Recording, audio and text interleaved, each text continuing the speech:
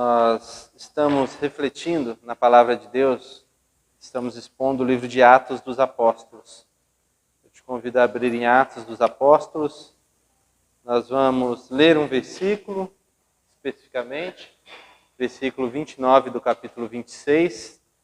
Em seguida nós vamos refletir sobre o capítulo 25 e 26, trazendo alguns ensinos para o nosso dia a dia. Eu tenho dito e repito a esse respeito, nós sempre dizemos que queremos ser uma igreja igual à igreja de Atos.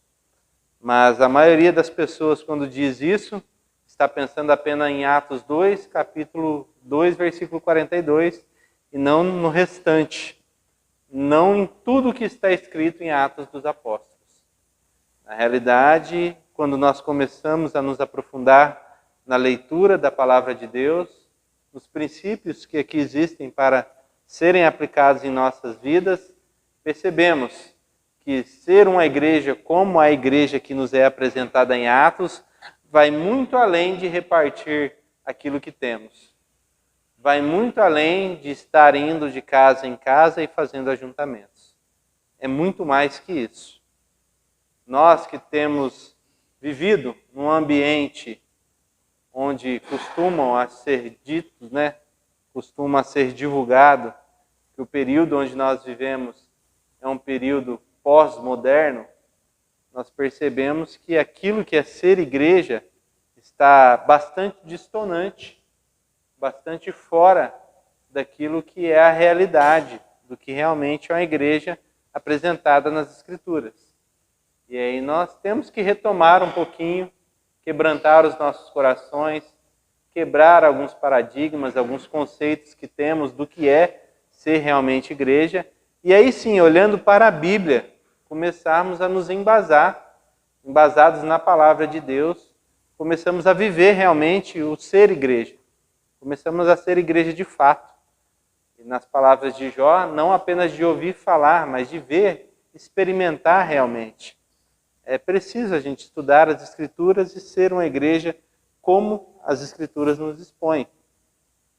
E Atos vai mostrar a vida de Paulo, no capítulo 26, e ele está passando por um momento bastante complicado, ele está preso, ele está sendo constantemente julgado, e entre um e outro julgamento, ele passa por um período onde ele reafirma justamente aquilo que é o objetivo seu de vida, o seu alvo. Qual que é o alvo de Paulo? O que ele quer durante a sua vida ou até mesmo com a sua morte? E aí nós lemos então capítulo 26, versículo 29, a resposta que Paulo dá a Agripa, que é o seguinte: Paulo respondeu: em pouco ou em muito tempo, peço a Deus que não apenas tu, mas todos os que hoje me ouvem se tornem como eu, porém sem estas algemas. Amém?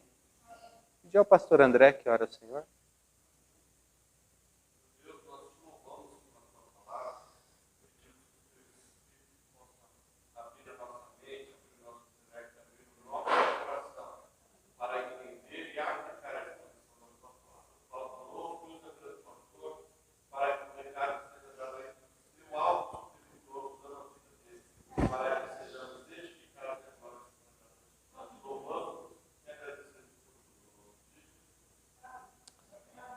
Amém. Então nós vamos correr para o prêmio, correr para o alvo. Assim que eu ligar aqui. Nós percebemos primeiramente que a igreja é cercada de desafios. Tem muitos desafios na igreja. Ali tem alguns desafios, A frieza. Nós temos que conviver com esses desafios internos, como a frieza, muita gente se esfriando, o amor se esfriando. Mas, como Jesus disse que o amor se esfriaria, mas muitas pessoas se esfriando espiritualmente. E quando eu digo frieza, eu digo uma frieza que vai além até da racionalidade, da coerência. É muito comum as pessoas dizerem: eu creio em Jesus, eu sirvo a Jesus Cristo, e Jesus é o meu Senhor, Ele transformou a minha vida. E aí quando olhamos para ela, ela tem uma frieza espiritual muito grande. tudo é uma grande desculpa para não vir à igreja, para não orar, para não ler a Bíblia, para não estar em comunhão com os irmãos, seja dentro do templo ou fora do templo. Tudo se torna uma grande desculpa para não fazer absolutamente nada daquilo que Jesus considerava extremamente importante. Aliás, quando começamos a olhar para Jesus, percebemos de forma muito clara que Jesus ia ao templo, que Jesus orava, que Jesus estava constantemente se relacionando com pessoas, que Jesus conhecia muito bem as Escrituras. Então nós percebemos essas coisas que são básicas para o nosso entendimento cristão, mas que muitas pessoas estão frias. E é distonante, e é incoerente a pessoa dizer, eu sirvo a Jesus, mas eu não gosto de ter comunhão com as outras pessoas. Eu sirvo Jesus lá de casa. Eu sirvo Jesus, mas eu não gosto de ler as Escrituras, conhecer o Jesus que é apresentado nas Escrituras. Eu sirvo a Jesus, mas Jesus, ele orava até de madrugada, mas eu não gosto de orar nem quando eu estou acordado de dia. É distonante, a gente vê essa frieza, a gente percebe essa frieza. E a gente, como já falado hoje pela manhã, parece que o tamanho do nosso Deus, aos nossos olhos, está de acordo com a proximidade que temos dele. Quanto mais próximos dele, maior é o nosso Deus. Quanto mais distantes, nós temos a impressão de que ele é menor. Não é que ele seja, mas nós temos essa impressão, humanamente falando, por conta do nosso distanciamento. Então vamos esfriando. Nós temos a secularização. Sim, é verdade. As ideias que estão lá fora já entraram para dentro da igreja.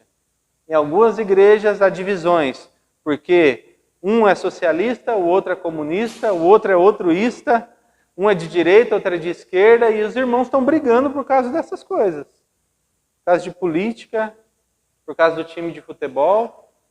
E os irmãos, alguns sabem o resultado da 3ª divisão do campeonato chinês. Mas se você perguntar onde fica Zacarias na Bíblia, ele não acha. Onde fica Obadias, ele não acha. Porque a secularização entrou e foi dizendo o que é importante. E as pessoas foram abraçando realmente. E hoje nós vivemos justamente esse tempo de autoajuda, onde temos que lidar com a igreja que parece que precisa ser motivada todos os dias, todos os domingos. Eu até ouvi algo engraçado uma vez, que as pessoas vêm na igreja, aí ela é alimentada, motivada para continuar sendo cristã durante aquela semana, para na outra semana ela receber uma carga. É igual um celular. Ela tem que receber no carga para continuar sendo cristã, senão ela deixa de ser cristã. Então a secularização entra de forma muito forte, porque essa autoajuda não está só lá fora. As pessoas estão vindo para dentro da igreja buscar autoajuda também. Só que aqui o que nós oferecemos é a ajuda do alto e não a autoajuda. Então é necessário que as pessoas percebam isso. Que a autoajuda só ajuda quem vende o livro, quem dá a palestra, quem realmente está vendendo o cursinho de autoajuda. Aqui nós mostramos quem é Jesus. É diferente. Temos o relativismo, as verdades absolutas caíram por terra e as pessoas começam a dizer que tudo é relativo. Deus, existe só um caminho para Deus, esse caminho é Jesus Cristo. Aí se levanta alguém e diz, não, mas isso é relativo. Não, não é. É só um caminho, só uma verdade, só uma vida. Não tem outro jeito de se achegar a Deus. Mas nós vivemos nessa época de relativismo. E aí alguém ensina aquilo que está escrito nas Escrituras, que é necessário perdoar o seu irmão, que é necessário viver de maneira amável, amorosa com o seu irmão, e aí o outro pega, mas isso é relativo. A Bíblia não quis dizer bem isso. Que sim, repetiu várias vezes. Você pode estar querendo relativizar o texto bíblico, mas é impossível a gente concordar com esse tipo de situação. É necessário que nós sejamos quebrantados pela Escritura. Nós nos dobremos a ela e não ela a nós. Temos também a vaidade e a ambição egoísta, como diz no capítulo 2, versículo 3 de Filipenses. A vaidade sempre entrando, sempre dentro das igrejas, causando um grande alvoroço, uma grande destruição. As pessoas querem estar certas. As pessoas querem mostrar o seu ponto de vista, querem provar para os outros como ela é mais eficiente, mais eficaz, como a ideia, o jeito que ela pensa é mais importante do que o do outro. Não importa o que ela tenha que fazer para isso. Se ela tenha que humilhar o outro, se ela tenha que pisar no outro, se ela tenha que fazer levantar algum tipo de fofoca, algum tipo de bochicho, mas ela quer estar certa. Assim como há pessoas torcendo para que o presidente da República do Brasil erre em alguma coisa e aí peça-se o impeachment, há pessoas na igreja torcendo para que o outro irmão se dê mal, só para ele dizer, eu estava certo, tá vendo? Tem gente desse tipo na igreja. E é uma grande tristeza isso, porque isso é fruto de vaidade, é fruto de ambição, desejo faccioso dentro das igrejas. Isso tudo é uma grande bobagem. Isso é simplesmente o pecado dando luz, dando vazão àquilo que ele sabe produzir bem, que é divisão. Além disso, nós temos os modismos, as inovações, e tem igreja que quer viver de modismo. Só que é um grande problema. Chega uma hora que se esgota, chega uma hora que termina o cardápio. Hoje se faz um culto com luzes escuras, amanhã a gente faz um outro tipo de festa, e aí depois a gente faz outra festa, e amanhã faz outra festa, e vai vivendo de modismo, até que chega uma hora que termina. E aí um levanta a unção do macaco, o outro do leão, o outro da anta, o outro do burro mesmo, vai levantando um monte de unção, e acredita, o que eu estou falando existe, tá? Unção do galo, gente cacarejando dentro da igreja, unção... E vai se levantando os modismos e as pessoas vão abraçando esse monte de coisa dentro da igreja. E muitas das vezes as igrejas são ridicularizadas porque internamente deixaram de lado a palavra de Deus. Meu povo perece por falta de conhecimento. Oséias 4:6. E aí nós precisamos, primeiramente, cuidar de dentro da nossa casa. Olhar para a nossa igreja e perceber onde nós estamos errando e mudar e melhorar. Aqueles que são erros internos, nós precisamos cuidar do nosso coração, da nossa mente, das nossas ações, das nossas palavras e podar para que sejamos semelhantes a Cristo. Além dessas dificuldades internas, tem outras dificuldades. É justamente isso que o texto que nós vamos estudar agora foca. As dificuldades externas. Nós vamos pensar um pouquinho nessas dificuldades. Paulo já havia passado por alguns julgamentos, já teve que ser levado até Cesareia Marítima, e agora ali ele foi julgado já por Festus, por Félix, mas Félix, depois de 2 anos, foi deposto do seu cargo, e foi levantado Festo no lugar dele, e ele vai ser julgado novamente. Ele vai ser levado ao tribunal novamente. E a primeira coisa que Festo, ao chegar agora, começando a governar aquela província, a primeira coisa que ele quer fazer é ter um bom relacionamento com os líderes judaicos para que não ocorra nenhum tipo de guerra, não ocorra nenhum tipo de revolução, para que esses líderes não se voltem contra ele. Ele quer manter a paz romana, dentro daquela província. E o que ele faz, então, é ir conversar diretamente com esses líderes. E esses líderes, então, querem levantar justamente a acusação que foi feita ao apóstolo Paulo. E aí é o que nós vamos perceber no trecho que está entre o capítulo 1 entre o versículo 1 até o versículo 12. 3 dias depois de chegar à província, Festo subiu de Cesareia para Jerusalém, onde os chefes dos sacerdotes e os judeus mais importantes compareceram diante dele. Apresentando as acusações contra Paulo, pediram a Festo o favor de transferir Paulo para Jerusalém contra os interesses do próprio Paulo, pois estavam preparando uma emboscada para matá-lo no caminho. Festo respondeu: Paulo está preso em Cesareia, e eu mesmo vou para lá em breve. Desçam comigo alguns dos seus líderes e apresentem ali as acusações que têm contra esse homem, se realmente ele fez algo de errado. Tendo passado com eles 8 a 10 dias, desceu para Cesareia. No dia seguinte, convocou o tribunal e ordenou que Paulo fosse trazido perante ele. Quando Paulo apareceu, os judeus que tinham chegado de Jerusalém se aglomeraram ao seu redor, fazendo contra ele muitas e graves acusações que não podiam provar. Então Paulo fez sua defesa: nada fiz de errado contra a lei dos judeus, contra o templo ou contra César. Festo, querendo prestar um favor aos judeus, perguntou a Paulo: você está disposto a ir a Jerusalém e ali ser julgado diante de mim acerca destas acusações? Paulo respondeu: estou agora diante do tribunal de César, onde devo ser julgado. Não fiz nenhum mal aos judeus, como bem sabes. Se de fato sou culpado de ter feito algo que mereça pena de morte, não me recuso a morrer. Mas se as acusações feitas contra mim por esses judeus não são verdadeiras, ninguém tem o direito de me entregar a eles. Apelo para César. Depois de ter consultado seus conselheiros, Festo declarou: você apelou para César irá. Então a primeira coisa que a gente percebe aqui, Festo chegando nessa província, procurando agradar os judeus, ele dá ouvidos às acusações. E as acusações são fortes, buscando a vida, buscando tirar a vida de Paulo. Existe até um plano para que Paulo, sendo levado de volta a Jerusalém, seja emboscado no meio do caminho e assim sua vida seja tirada.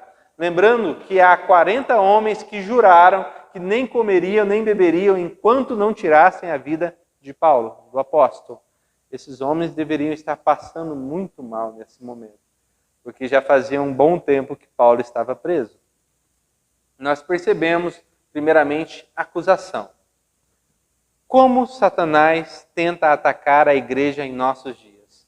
Uma das armas de Satanás, naquele tempo e nos nossos tempos, é por meio da acusação. A acusação sempre é levantada contra a igreja de Cristo. No ano de 69, 70, foi levantada uma grande acusação. Até esse ano, a igreja não era perseguida por Roma, era perseguida apenas pelos judeus. Mas foi levantada a acusação de que os cristãos teriam ateado fogo em Roma. Nero fez isso. E aí começou-se ali uma grande perseguição aos cristãos por parte de Roma. Por meio de uma acusação, os cristãos começaram a ser perseguidos. Ao longo do tempo, os cristãos foram acusados de serem canibais. Acusados de serem canibais porque eles comiam da carne e bebiam do sangue de Jesus. Então as pessoas, ouvindo que eles comiam do pão e bebiam do vinho, e isso representava a carne e o sangue de Jesus, acusavam os cristãos de serem canibais. Eles eram acusados de incesto, porque eles se casavam com as suas irmãs em Cristo. Então eles eram constantemente acusados. Nos nossos dias nós temos acusações diferentes. As acusações os cristãos são homofóbicos. Eles odeiam, eles detestam, eles querem destruir os homossexuais. Mentira. Ninguém quer destruir os homossexuais. Ainda mais os cristãos. Os cristãos são machistas. Eles são contra todo e qualquer movimento feminista. Eles dizem até que as mulheres devem ser submissas a seus maridos. Mentira. A grande maioria dos direitos que as mulheres têm foi porque cristãos lutaram por eles. A grande liberdade que os homossexuais têm foi porque cristãos lutaram para que eles pudessem ter essa liberdade de abrir a boca e falar. Se fosse há anos atrás, teriam sim penas contra eles. Mas muitos cristãos se levantaram e lutaram contra isso. Para que o amor fosse propagado.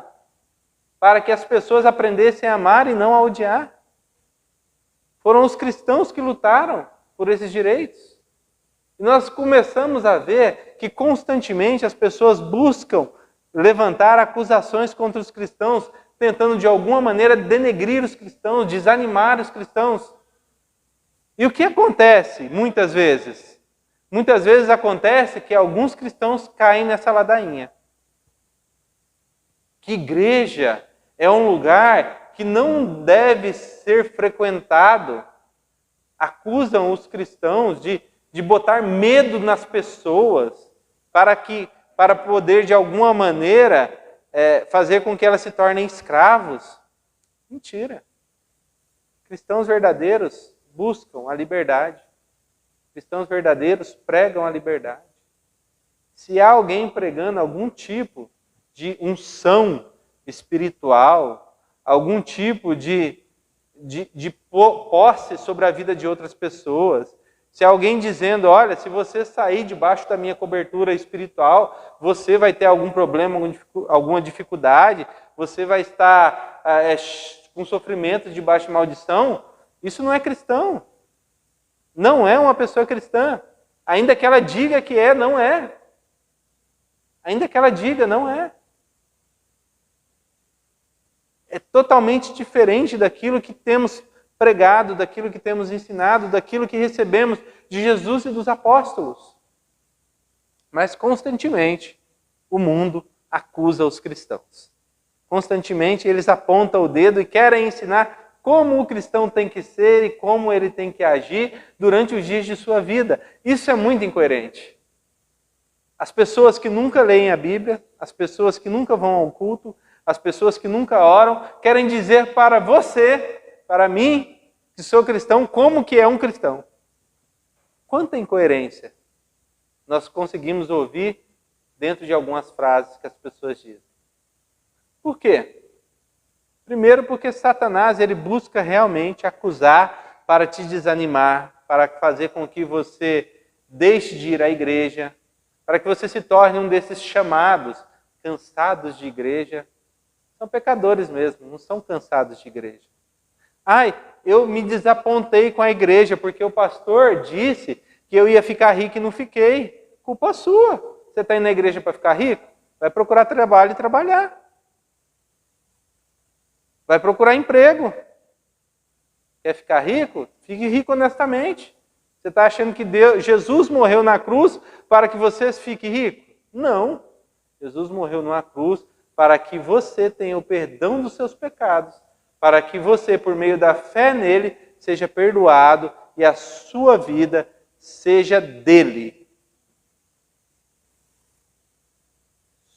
Esse tipo de acusação, esse tipo de apontamento de dedo, não é nada mais do que o pecado.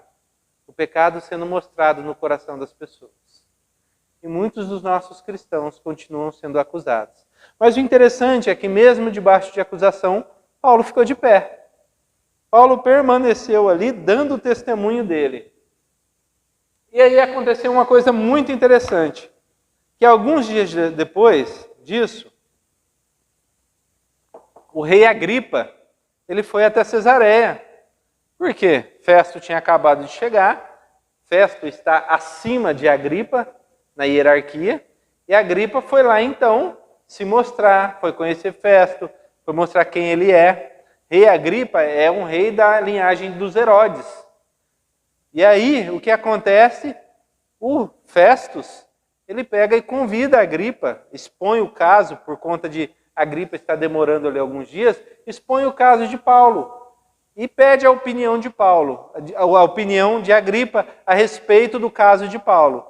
E aí nós vamos ver, na sequência, justamente isso. A chegada de Agripa, do versículo 13 até o versículo 22, e no versículo 23 em diante, como foi que chegando Agripa até Paulo, no tribunal, como que eles agem, o que acontece. Olha só o que acontece lá. No dia seguinte, Agripa e Berenice vieram com grande pompa e entraram na sala de audiências com os altos oficiais e os homens importantes da cidade. Por ordem de Festo, Paulo foi trazido. Então Festo disse: ó rei Agripa, e todos os senhores aqui presentes, conosco vejam este homem. Toda a comunidade judaica me fez petições a respeito dele em Jerusalém e aqui em Cesareia, gritando que ele não deveria mais viver. Mas verifiquei que ele nada fez que mereça pena de morte. Todavia, porque apelou para o imperador, decidi enviá-lo a Roma. No entanto, não tenho nada definido a respeito dele para escrever a sua majestade. Por isso eu o trouxe diante dos senhores, e especialmente diante de ti, rei Agripa, de forma que, feita esta investigação, eu tenha algo para escrever, pois não me pareceu razoável enviar um preso sem especificar as acusações contra ele. A gente percebe aqui uma certa intimidação agora. Primeiramente pela pessoa do próprio Agripa. Esse era Agripa II. O bisavô de Agripa II era Herodes o Grande. Aquele mesmo que mandou matar os bebês na perseguição contra o próprio Jesus Cristo. O avô deste Agripa é aquele mesmo, Herodes Antipas, é o mesmo que matou João Batista. E aí, Agripa primeiro, o pai dele, é o mesmo que matou Tiago. E ali está Paulo diante de mais um Herodes, esperando o quê? Paulo já devia ter feito a conta, né? Bebês, João Batista, Tiago, eu. Já devia estar se passando. Mas mais que isso, os grandes da cidade, com grande pompa, com grande ostentação, eles vêm diante dele, mostrando quão poderosos eles são, quão intimidadores eles são. E aí, diante dessa situação, a gente começa a olhar e tenta imaginar a cena. Você no meio, muita gente poderosa, gente com o poder de tirar vidas, estão ali para ouvir o seu caso. Não é de se pensar que Paulo poderia, por algum momento, titubear e falar, bom, melhor eu dar um passinho para trás, porque pode ser que o bicho pega agora. Se até agora não deu ruim, pode ser que agora dê. Não é de se imaginar? Mas a postura de Paulo continua a mesma. Continua firme, continua olhando para o prêmio, continua olhando para o alvo da sua soberana vocação. E assim como naquele tempo existia intimidação, e ao longo da história existiu muitos relatos de intimidação no meio da igreja, nós percebemos que nos nossos dias existem também. Note você que Policarpo de Esmirna, antes de ser morto, ele foi convidado a negar o Evangelho. Foi convidado a negar o Cristo. Mas ele disse que como ele poderia negar o Cristo, que esteve com ele todos os anos de vida dele. E ainda disse mais, aquele homem que estava ao seu lado. Me dê 3 dias e eu te convenço também de que ele deve ser o seu Senhor. Intimidação.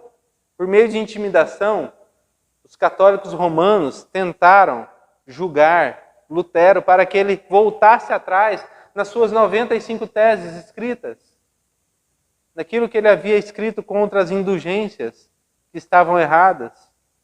Ao longo da história, muitos homens foram martirizados, mortos.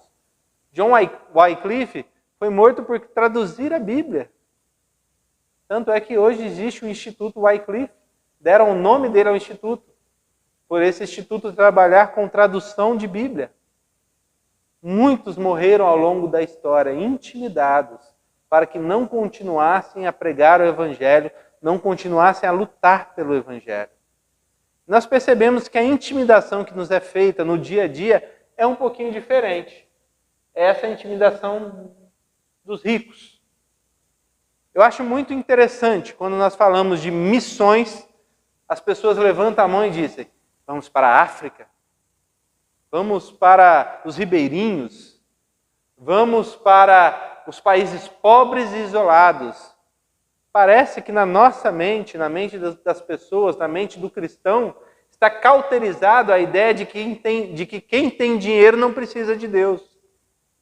Já está intimidado pelo dinheiro. Ninguém fala, vamos para Dubai, vamos ganhar aqueles cheques para Cristo, vamos para a Arábia Saudita, levar Jesus Cristo até esses homens, donos de postos de petróleo.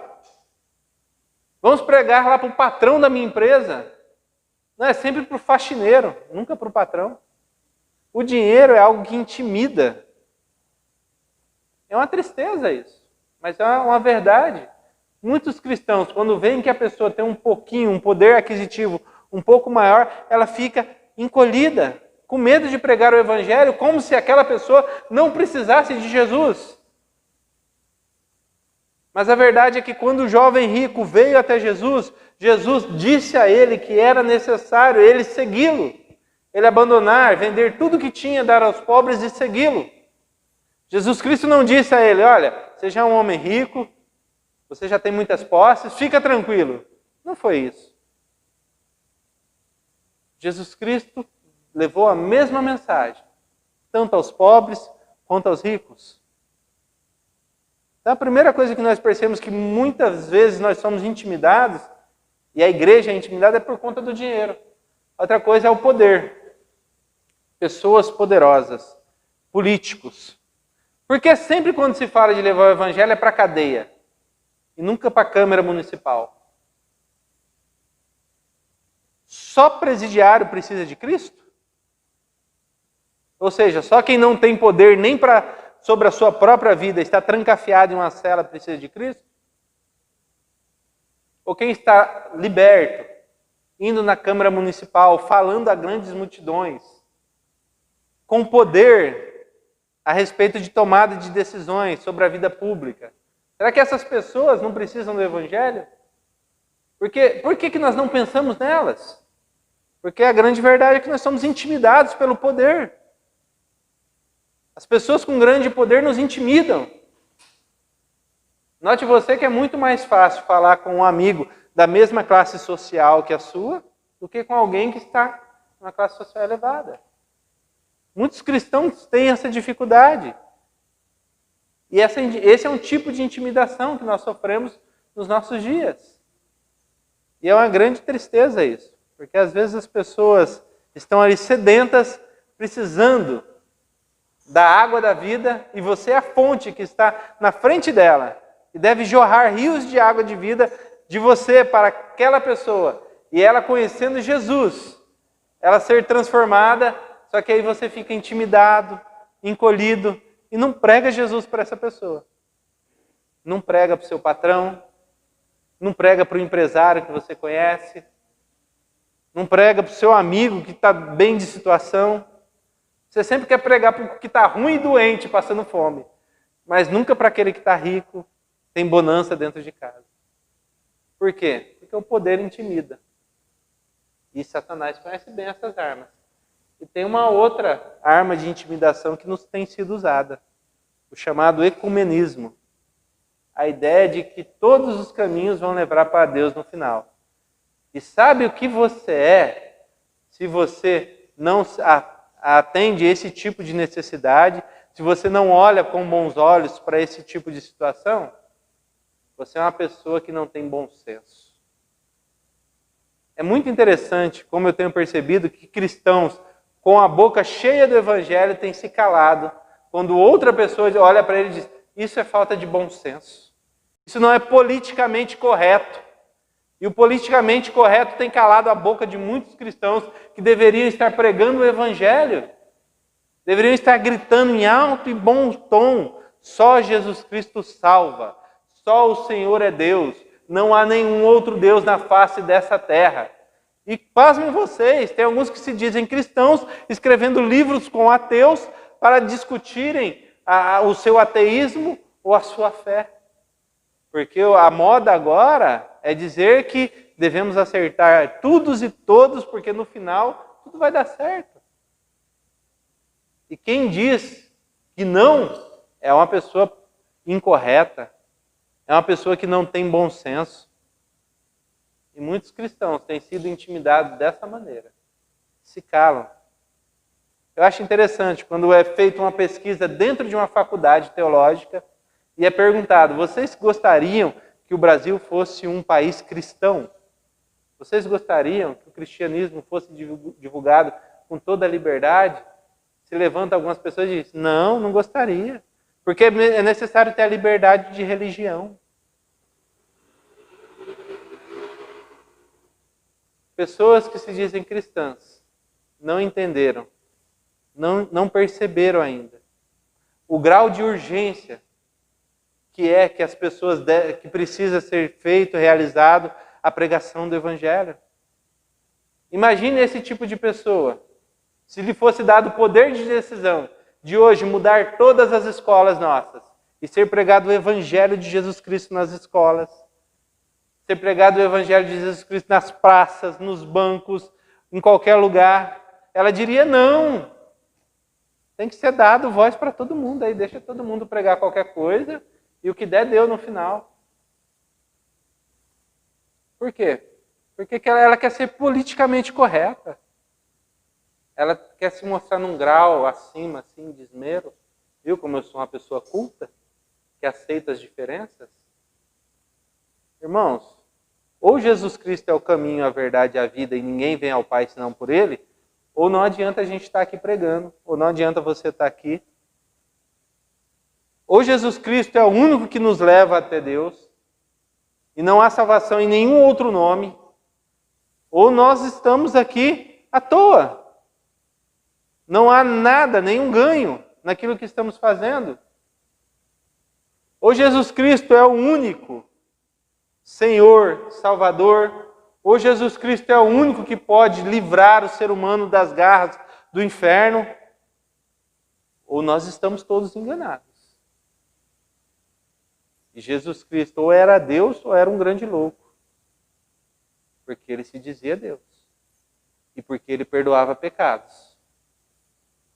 Agora, ou você entende que esse é o único caminho, esse é a única verdade, ele é o pão da vida, ele é a única porta, que ele é o caminho estreito pelo qual você deve entrar, que ele é a porta mais difícil que você tem que entrar, que ele realmente é o bom pastor. Ou você entende isso, ou você não entendeu nada das Escrituras.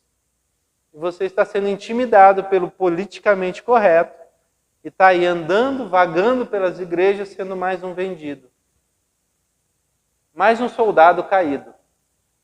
E Satanás passa do seu lado. E os demônios dizem, vamos derrubar aquele ali? E Satanás diz, não, aquele já está do nosso lado. Aquele é politicamente correto. Deixa ele ali que ele nos ajuda, ele não nos atrapalha. Aquele irmãozinho ali é uma bênção para o inferno. Está levando muita gente para o inferno. E vai continuar levando. Porque o politicamente correto cala esse irmãozinho na hora que ele tem que falar de Jesus. Para o macumbeiro, para o católico romano, para o espírita, para o budista, para o muçulmano. O politicamente correto faz com que ele se cale, ao invés de que ele anuncie as boas novas de que só Jesus Cristo salva. E tem mais uma coisa que Satanás tenta, que é a ridicularização. Não deu certo na acusação? Não deu certo na intimidação? Vamos para a ridicularização. E aí a gente lê no versículo 24 do capítulo 26. Versículo 24. A esta altura, Festo interrompeu a defesa de Paulo e disse em alta voz, você está louco, Paulo. As muitas letras o estão levando à loucura. Festo interrompe Paulo por quê? Porque ele está falando da ressurreição no versículo 23. E a ressurreição era algo assim que não poderia acontecer para alguém que estava envolvido naquela cultura greco-romana. Os gregos diziam que o espírito era bom, mas a matéria era má. Que a morte era algo libertador, porque era o momento em que a alma deixava aquilo que era mal, que era o corpo. E aí quando Paulo diz, olha, vai ter a ressurreição, Festo fala, você está louco? Como é que eu vou aceitar um negócio desse? A gente vai voltar para o que é mal? Essa era a crença. Então ele ridiculariza Paulo. Ele olha para Paulo e fala, você é louco, Paulo, não dá certo isso aí. E a ridicularização tem sido outro ponto forte ao longo da história e nos nossos dias. Jesus Cristo já foi pintado como um jumento. Um jumento e os seguidores de Jesus Cristo, eles eram considerados homens e mulheres ignorantes, porque seguiam então esse jumento. Jesus Cristo, ele era visto de forma pejorativa, tão pejorativa que aqueles que eram seus seguidores passaram a ser chamados de cristãos, pequenos cristos. É esse o significado.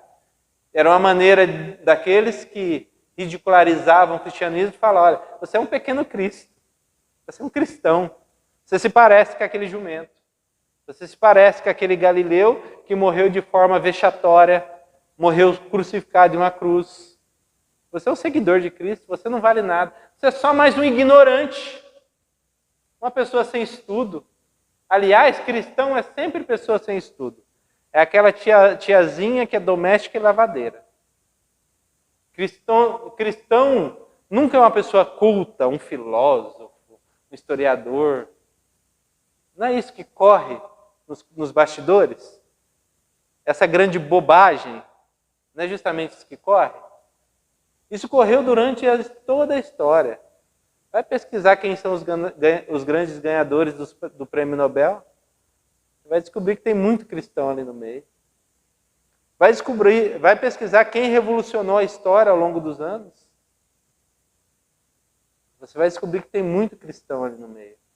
Mas aí no nosso tempo nós chegamos e aberrações como essa, que os autores esses que são chamados do Porta dos Fundos fizeram, de figurar Jesus Cristo como um homossexual, Maria como uma adúltera e outras atrocidades no meio de suas cenas.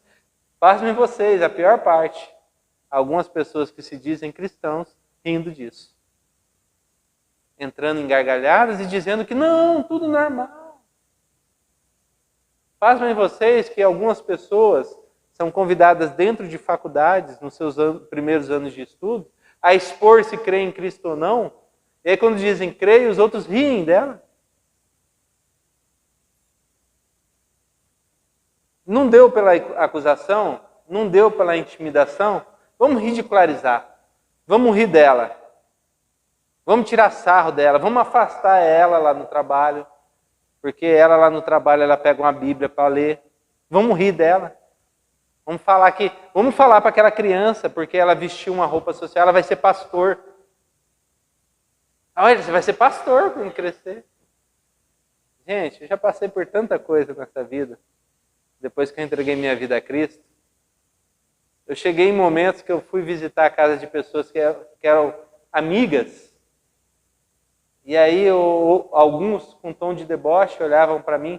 Bom, o Andinho não faz mais parte. Ele não dança mais, ele não bebe mais. Ele virou crente.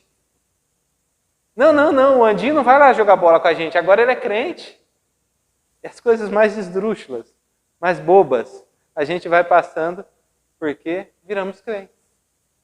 Dentro de casa, muitos passam coisas piores. Quando ele é cristão e os outros não são.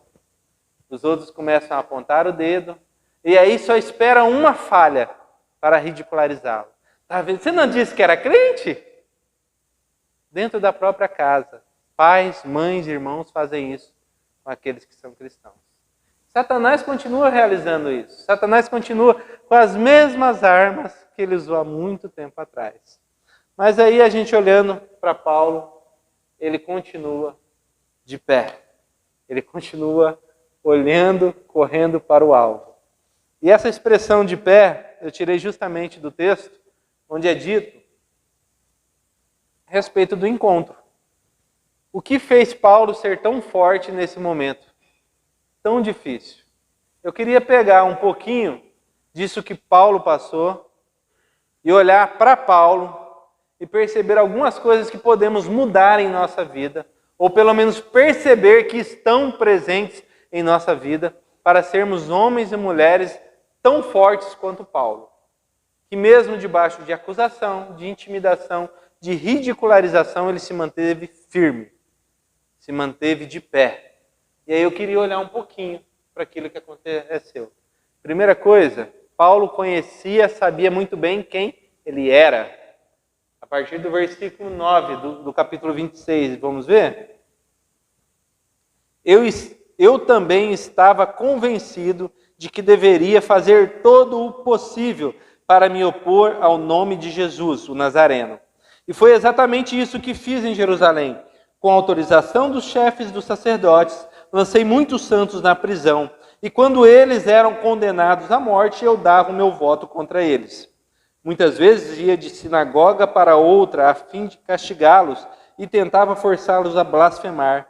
Em minha fúria contra eles, cheguei a ir a cidades estrangeiras para persegui-los. Numa dessas viagens, eu estava indo para Damasco com a autorização e permissão dos chefes dos sacerdotes. Por volta do meio-dia, ó rei, estando eu a caminho, vi uma luz do céu, mais resplandecente que o sol, brilhando ao meu redor e ao redor dos que iam comigo. Todos caímos por terra. Então ouvi uma voz que me dizia em aramaico: Saulo, Saulo, por que você está me perseguindo? Resistir ao aguilhão só lhe trará dor. A primeira coisa que Paulo levanta, que ele tem muita convicção, e nós percebemos isso, porque ele dá esse relato 3 vezes a respeito da conversão dele, capítulo 9, capítulo 22 e capítulo 26, a respeito da conversão, ele levanta quem ele era. E é essencial a gente lembrar disso na nossa vida, irmãos. É importante sabermos quem nós éramos. Da onde Deus nos tirou. De qual chiqueiro, de qual lamaçal. Porque senão a gente começa a achar que Deus tem até o privilégio de me ter ao lado dele, né? De que Deus assim é um ser abençoado porque ele tem essa pessoa do lado dele. Não. Paulo se lembra claramente que ele era um perseguidor, que ele era um assassino, que ele era um homem injusto que perseguia as pessoas. Você se lembra quem você era sem Cristo? Perdido nos seus delitos e pecados, os desejos do mundo comandando a sua vida. Você pagava para pecar e não sentia nenhum tipo de remorso com seus pecados. Seus conceitos morais eram lá no chão. Você era um nada, condenado ao fogo do inferno. Era como lenha seca, só presta para ser jogada no fogo. Esse era você. E não adianta você olhar para você agora e pensar mais, porque esse era você. E você precisa entender isso muito claramente, porque se você não entende quem você era, a sua situação diante de Deus, situação de condenação, a ira de Deus pairava sobre a sua cabeça, condenado ao lago de fogo e enxofre preparado para o diabo e seus anjos. Deus, quando fosse separar as ovelhas e os bodes, você estaria no caminho do lago de fogo e enxofre, junto com os demais bodes. Esse era você, esse era eu. Mas sabe o que acontece? É que Deus transforma vidas. Deus transforma pessoas. E aí, quando a gente entende, quando isso cai assim, e sobre nós percebemos que éramos nós nessa situação, nós percebemos que não há mais acusação sobre as nossas vidas. Não há ninguém mais que possa nos intimidar. Não há mais nada, ninguém que possa nos ridicularizar. Ninguém pode me acusar de nada, porque quem me justifica é Deus. Ninguém pode me acusar de nada, porque o sangue de Jesus Cristo é suficiente para pagar por todos os meus pecados. O acusador apontando o dedo dizendo, você era assim, nada é diante da grandeza de Cristo. E você precisa se lembrar quem você era, da onde Jesus te tirou, e lembrar-se de que Jesus pode fazer isso por todo e qualquer homem ao seu redor. Para que você não seja intimidado pelo poder, pelas riquezas, intimidado por esses politicamente corretos.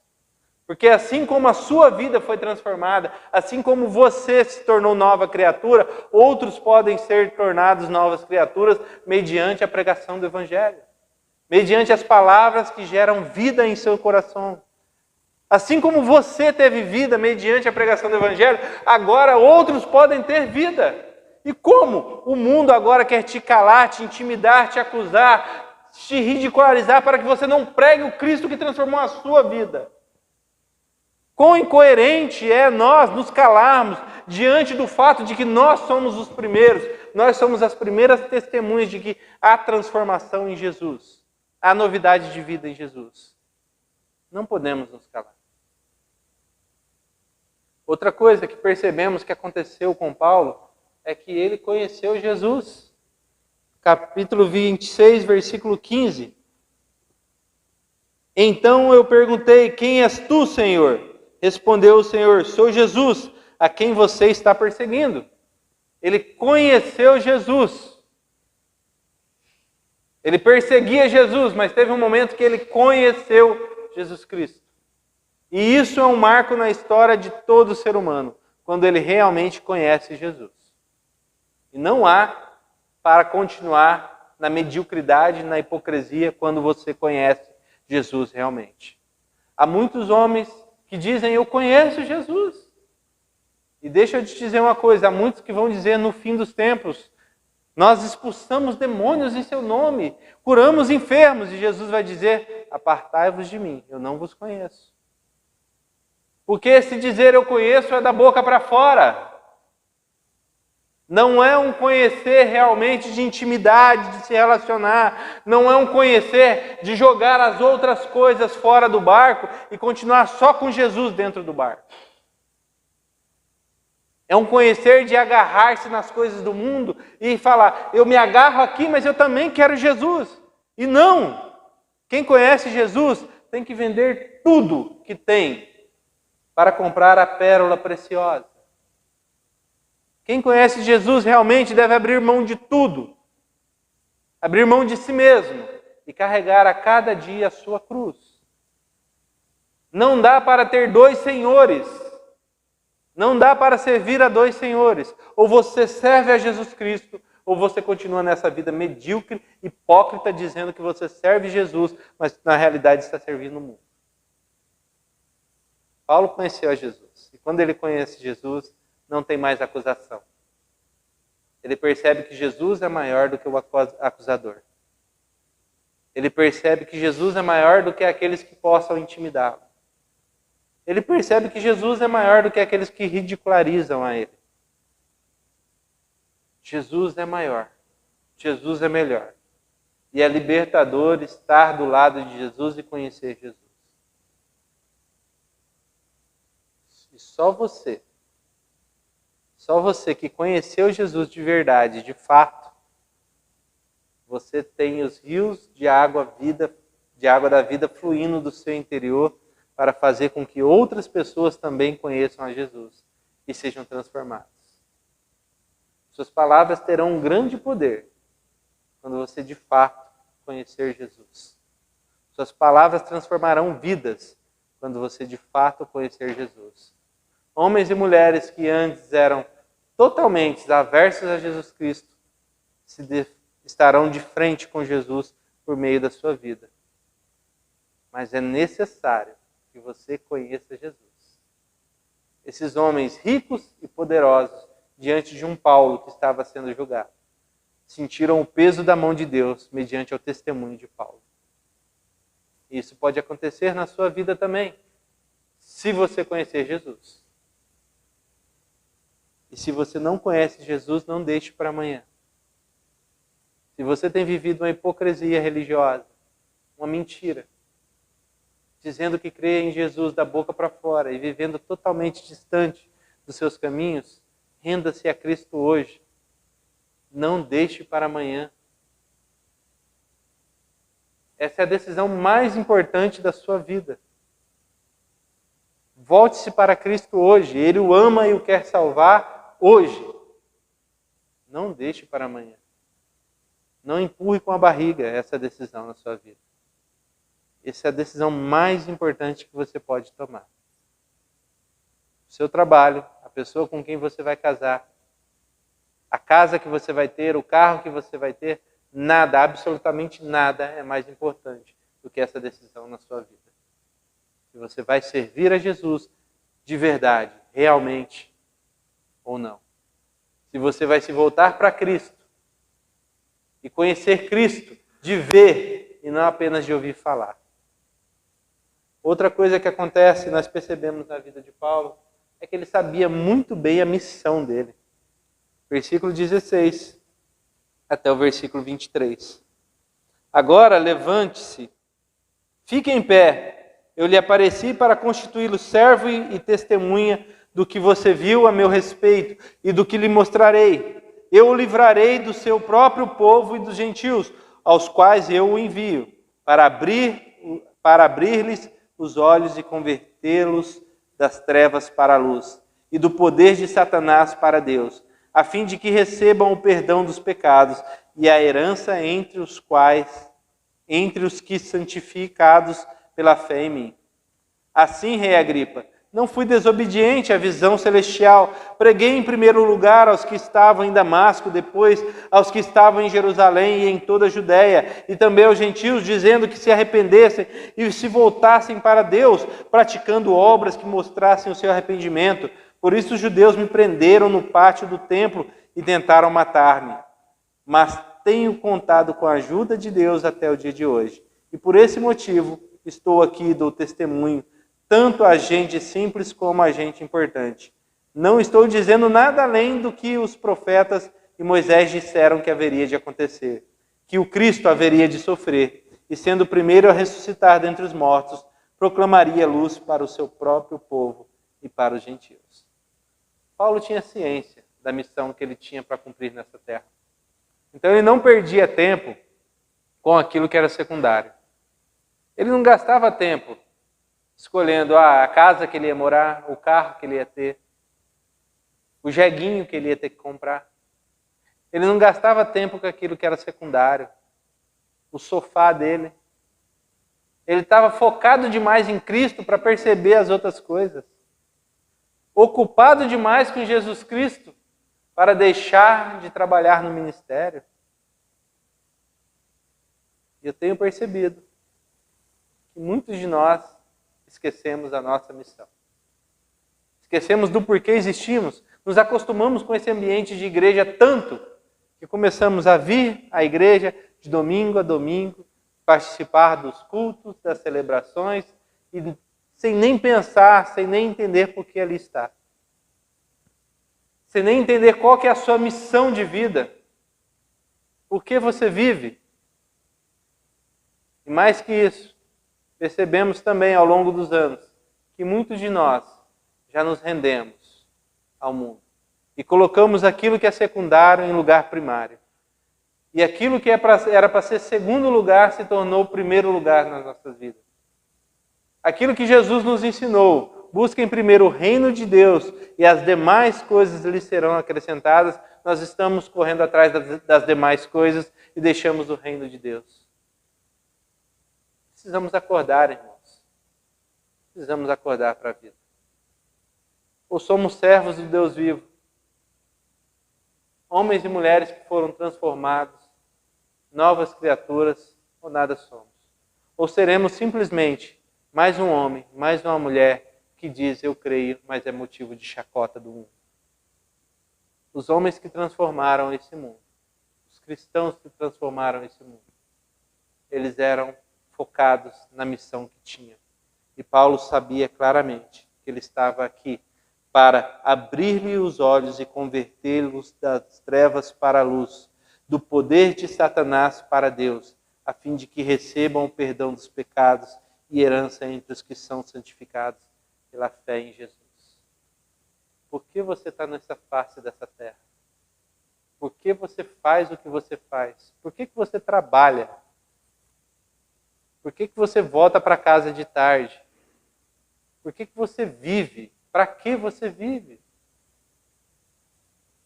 O que o reino de Deus realmente ganha com a sua vida? Quais são as grandes transformações que vão acontecer na face da terra porque o Espírito Santo vai te usar? Ele vai usar você. Ou você continua buscando as outras coisas e deixando o reino de Deus de lado? Paulo, diante da acusação, da intimidação, da ridicularização, ele ficou de pé, porque ele sabia muito bem de onde ele tinha vindo. Ele teve um encontro com Jesus Cristo, Senhor e Salvador de toda a humanidade. Ele estava com os olhos fixos no prêmio que ele iria receber do nosso Senhor e Salvador. E uma palavra me chama a atenção nesse texto. Quando Jesus Cristo, no versículo 16, diz: agora levante-se e fique de pé. E Paulo ficou de pé para nunca mais cair. Não se dobrou diante de nenhum poderio de Satanás, nenhuma tentativa demoníaca. Ele não se dobrou mais. Com os olhos fixos em Jesus, ele continuou olhando para Jesus. E mesmo diante de pessoas importantes que tinham o poder de tirar-lhe a vida, a resposta firme de Paulo foi a seguinte. Paulo respondeu quando Agripa disse a ele. Então Agripa disse a Paulo, você acha que em tão pouco tempo pode convencer-me a tornar-me cristão? Paulo respondeu, em pouco ou em muito tempo, peço a Deus que não apenas tu, mas todos os que hoje me ouvem se tornem como eu, porém sem estas algemas. Agripa, como muitos, ignoraram aquilo que sabiam que é verdade, que o Filho de Deus havia vindo, morrido e ressuscitado. Ele fez isso para que Festus não fosse ali de alguma maneira envergonhado diante da sua própria declaração, onde Festo diz, Paulo, você está louco. E Agripa, não querendo contrariar Festo, diz a Paulo, você quase me convenceu, Paulo. Em algumas versões vai estar dessa maneira, você quase me convence a me tornar cristão. Em outras versões vai estar, você acha que vai me convencer? E tem muita gente, que ao ouvir falar de Jesus Cristo, ao ouvir o Evangelho, ao ouvir as palavras de vida eterna, elas preferem agradar aqueles que estão ao redor, preferem fugir da luta, fugir do embate e continuar nos seus delitos e pecados. E a essas pessoas apenas o castigo eterno as aguarda. Apenas o fogo do inferno aguarda todo aquele que rejeita o Filho de Deus. E note você que essas pessoas tinham plena consciência de que Paulo era inocente. E é assim que o texto termina. Eles saindo e discutindo de como Paulo era inocente. Você pode ter certeza de uma coisa. Aqueles que te acusam, aqueles que intimidam, aqueles que ridicularizam você, na grande maioria das vezes, sabem que a verdade é aquilo que você está dizendo, é aquilo que você está vivendo. Portanto, fique de pé. Portanto, continue correndo para o prêmio da soberana vocação. E nós terminamos com as palavras do próprio Paulo. E eu te convido para ler comigo. Vamos lá? Quero conhecer a Cristo, ao poder da sua ressurreição e a participação em seus sofrimentos, tornando-me como ele em sua morte, para de alguma forma alcançar a ressurreição dentre os mortos. Não que eu já tenha obtido tudo isso, ou tenha sido aperfeiçoado, mas prossigo para alcançá-lo, pois para isso também fui alcançado por Cristo Jesus. Irmãos, não penso que eu mesmo já o tenha alcançado, mas uma coisa faço, esquecendo-me das coisas que ficaram para trás e avançando para as que estão adiante, prossigo para o alvo, a fim de ganhar o prêmio do chamado celestial de Deus em Cristo Jesus. Amém? Nós estamos nessa corrida. Eu espero que você esteja olhando para o prêmio e não para aquilo que está ao seu redor. Para o prêmio, para o alvo da soberana vocação. Para o prêmio que só Jesus vai lhe dar naquele encontro que você vai ter com Ele. Você olhe para Jesus. Amém? Feche seus olhos, vamos orar nesse momento. Santo Deus, eterno Pai Celestial, louvamos o Teu nome pela Tua palavra, que agora foi lida e exposta, Senhor. Cremos que na Sua palavra há o poder, porque ela é palavra de Deus. Quando expomos aqui a Sua palavra, expomos com o desejo ardente de que as nossas vidas sejam transformadas, de que aqueles que aqui estão e ainda não vivem uma vida junto a Jesus Cristo, mudem, sejam transformados pelo poder do Espírito Santo. Que aqueles que têm vivido uma vida medíocre, uma vida pobre diante do Senhor. Busquem no Senhor a força necessária para viver uma vida nova, uma vida transformada, uma vida transformadora, que vai mudar tudo e todos ao seu redor. Aqui está a sua igreja, Pai. Eu já lhe pedi várias vezes, e eu insisto nesse pedido. Faz de nós, homens e mulheres seus, capazes de transformar a realidade ao nosso redor, capazes de levar o Evangelho adiante, capazes de transformar pessoas pelo poder do Evangelho. Faz de nós, homens e mulheres, focados com a Tua Palavra, homens e mulheres envolvidos com o reino de Deus. Não permita que a hipocrisia, a mediocridade, venha reinar em nossos corações, Pai. Antes, pelo poder do Espírito Santo, pelo seu poder, transforma essa igreja, uma igreja realmente imitadora de Jesus. Que ser cristão em nossas vidas, que ser homens e mulheres convertidos, seja mais do que palavras. Que o desdobramento de uma vida transformada por Jesus seja frutos que agradem a Jesus. Que o desdobramento de homens e mulheres convertidos seja mais homens e mulheres convertidos pela instrumentalidade que o Senhor fará desta igreja, por meio desta igreja. Que esses homens e essas mulheres não se contentem, Pai, com a vida sem frutos. Que cada homem e mulher dentro desse templo não se contente com a vida sem conversões, sem batismos, com a vida onde as outras pessoas não se entreguem a Cristo.